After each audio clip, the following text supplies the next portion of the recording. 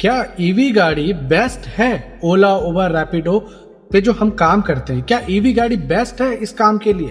भाई आज इसी टॉपिक पे हम बात करते हैं। देखो, मैं ये दो एग्जाम्पल लेकर के आपको चीज समझाने की कोशिश करता हूँ जो मुझे अभी तक समझ में आया। पहला एग्जाम्पल हम लेते हैं जो हर किसी के हाथ में होता है और हर कोई इसको यूज करता है। ये है आपका फोन। आप ये देख रहे हो, ठीक है। आप देखो, इस टाइम की मैं आपको पर्सनली बात बता रहा हूँ, जो अभी टाइम चल रहा है हमारा, अभी दोपहर का टाइम है और टेम्परेचर लगभग 42, 43, 44, मैक्सिमम 45 डिग्री भी हो जाता है। आप ये नोटिस करना, अभी भी ये फ़ोन मेरा इतना गर्म है, प्लस मैं जिस फ़ोन से वीडियो बना रहा हूँ वो भी इतना गर्म है कि मतलब लग रहा है कि हाथ में फील हो रहा है कि भाई ओवर गर्म है, इतना गर्म है, ठीक है। पहला तो हो गया ये कि ये गर्म है। अब हम बात करते हैं दूसरा एग्जाम्पल। मैं दोनों को मिक्सअप करूंगा। दूसरा एग्जाम्पल आप देखते होंगे कि हम लोग के इसमें क्या है कि जब हम घर में मतलब रहते हैं तो हमें, अगर आप आउटर में रह रहे हो, जैसे हरियाणा में रह रहे हो, उत्तर प्रदेश में रह रहे हो, तो वहाँ पे बिजली जाने की भाई परेशानी होती है। तो लोग क्या करते हैं, अपने घर में इन्वर्टर लगाते हैं। इन्वर्टर में बैटरी लगी होती है। आप देखना 2-3 साल तक बिल्कुल सही चलती है। उसके बाद जब बैटरी खराब होनी होगी या टेम्परेचर काफी ज्यादा हाई है तो आप देखना वो बैटरी गर्म होने लग जाएगी, ठीक है। गर्म, और इस कदर गर्म होगी कि ऐसा लगेगा कि ये बैटरी फट ना जाए। आए दिन ये किस्से आते रहते हैं। सेम वही कंडीशन इस फोन में भी है। इस फोन में भी आप भी जानते हो कि सिर्फ बैटरी लगी हुई है, जिस वजह से क्या होता है कि ये फोन गर्म होता है और फोन जो है वो फटने के चांसेस बढ़ जाते हैं। जब ओवर गर्म हो जाता है तो फोन क्या होता है, हाथ में भी फट सकता है और फट जाता है। इन दोनों सिनेरियो में भाई क्या हुआ, किस वजह से फोन फटा और इन्वर्टर की बैटरी फटी? दोनों ही कंडीशन पे जो एक ही चीज है वो है बैटरी। अब आप कहोगे कि मैंने ये दो एग्जांपल क्यों दिए ईवी कार को लेकर के? भाई अब आते हैं हम अपने मेन टॉपिक पे। भाई देखो, हर कोई जानता है ईवी कार स्पेशली सिर्फ एक ही चीज पे डिपेंड करता है और वो करता है बैटरी पे। मतलब वो सिर्फ और सिर्फ बैटरी पे ही चलेगा। ऐसा तो है नहीं कि वो आपका सीएनजी पे चलेगी, पेट्रोल पे चलेगी या फिर डीजल पे चलेगी। ऐसा तो तीनों में से कोई भी ऑप्शन नहीं है, सिर्फ बैटरी। आप खुद देखिए, एक ये छोटा सा डिवाइस ये बैटरी से चल रहा है और इसके फटने तक की नौबत आ जाती है गर्मियों में, ठीक है। ये फटने के चांसेस हो जाते हैं। ये तो चलो छोटा ऑब्जेक्ट है, फटेगा भी तो थोड़ा कम डैमेज करेगा।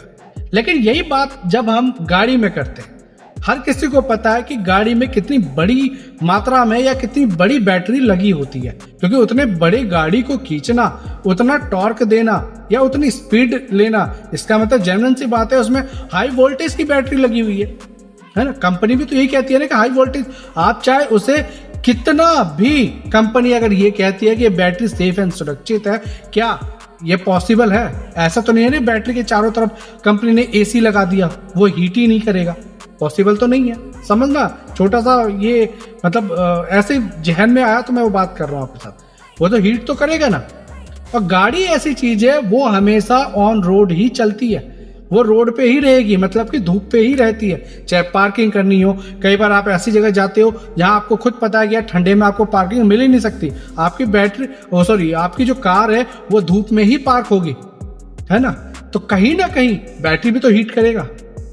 हाँ, और बैटरी जब हीट करेगा, ओवर हीट करेगा, भाई मैं ऐसा मानता हूं कि जितने चांसेस भाई पेट्रोल, डीजल, सीएनजी की गाड़ी में आग लगने के नहीं है, उससे कई गुना ज्यादा चांसेस एक ईवी कार में आग लगने के हैं, ठीक है या नहीं? आप इस चीज को बताना, ये बात जो मैं बता रहा हूं क्या ये सही है या गलत है? ज्यादा चांसेस है कि उसमें आग लग सकता है। अब आते हैं हम चार्जिंग की बात करते हैं। हर किसी को पता है कि ईवी कार को चार्ज होने में कम से कम 2, 2.5, 3 घंटे लग सकता है। तो आप चार्जिंग लगाओगे और चार्जिंग लगा करके कोई जरूरी तो नहीं है ना आप उसके पास खड़े रहोगे, पॉसिबल तो नहीं है। और उसके चार्जिंग भी कोई ऐसा तो नहीं है कि आप छोटी सी बैटरी चार्ज कर रहे हो कि कम पावर ले रही होगी, ज्यादा पावर ले रही होगी। सीधा सा हिसाब है। अगर कोई मान लेते डिफेक्ट आ गया, कोई भी डिफेक्ट आ गया, एग्जाम्पल मैं दूसरों की क्या बात करूं, मेरे घर की अभी इन्वर्टर की बैटरी खराब हुई है और वो ओवर चार्जिंग लेने लग गई थी, ठीक है। ओवर चार्जिंग की वजह से क्या हो रहा था, बिजली की खपत बढ़ गई, बैटरी फटने के चांस हो गए, बाद में मुझे उसको रिप्लेस कराना पड़ा। तो सेम यही कंडीशन गाड़ी के बैटरी के साथ भी तो हो सकती है कि वो ओवर चार्जिंग करेगी, जब तक बैटरी आपकी सही है, मान लेते 2 साल 3 साल सही है आपकी बैटरी, कंपनी तो भाई देखो आप भी जानते हो कंपनी भाई 5-5 साल की गारंटी दे रही है, लेकिन कोई जरूरी नहीं है ना कि 5 साल तक वो चीज खराब होगी ही नहीं।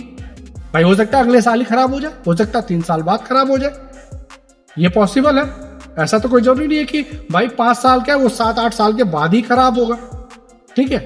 और बैटरी एक बार खराब हो गई भाई, कंपनी वाले भी आनाकानी करते हैं बैटरी रिप्लेसमेंट करने पे, जल्दी वो भी नहीं करना चाहते।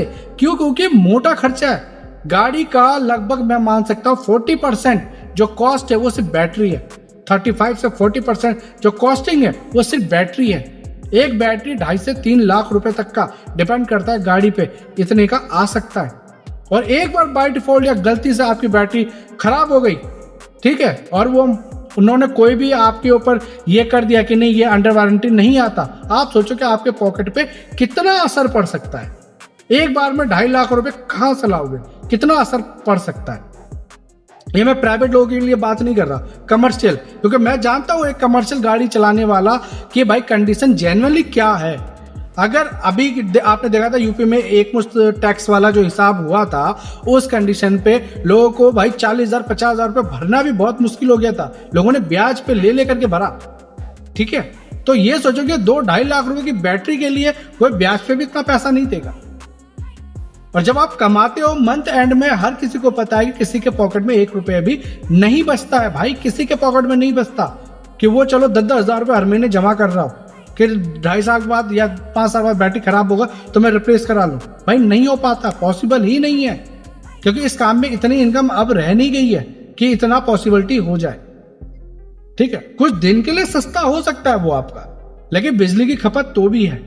वो बैटरी से भाई इतना मतलब ये लग सकता है कि आपकी भाई चार्जिंग कॉस्टिंग बढ़ा सकता है। अगर बैटरी खराब होती है तो गाड़ी में आग लगने तक के चांस हो सकते हैं। अगर पेट्रोल की गाड़ी में जितनी जल्दी आग नहीं लगेगी ना, उससे ज्यादा जल्दी बैटरी गाड़ी में आग लगती है। और बैटरी गाड़ी में एक बार आग लग गई भाई, मैं गारंटी दे सकता हूं कि कोई भी इतनी जल्दी उस आग को नहीं बुझा सकता जब तक कि फायर की गाड़ी आ करके पूरा पानी से उसे लबालब ना कर दे, तब तक। क्योंकि भाई बैटरी भी तो प्लस और माइनस पे काम कर रहा है ना, और बैटरी भी तो आग लगने के बाद ऐसी भड़कती है जिसका कोई हिसाब नहीं है। तो आप ही बताओ, क्या ईवी कार हमारे लिए भाई अच्छा सौदा है? हमारे लिए, हमारे टैक्सी लाइन के लिए क्या ईवी? और ये जितने भी नई कंपनियां आई है ना ईवी को लेके, भाई 1-2 साल बैटरी खराब तो होने दो, और 2-3 साल के बाद बैटरियां नहीं चलती, चाहे कितनी हैवी बैटरियां आप ले लो, कितनी भी।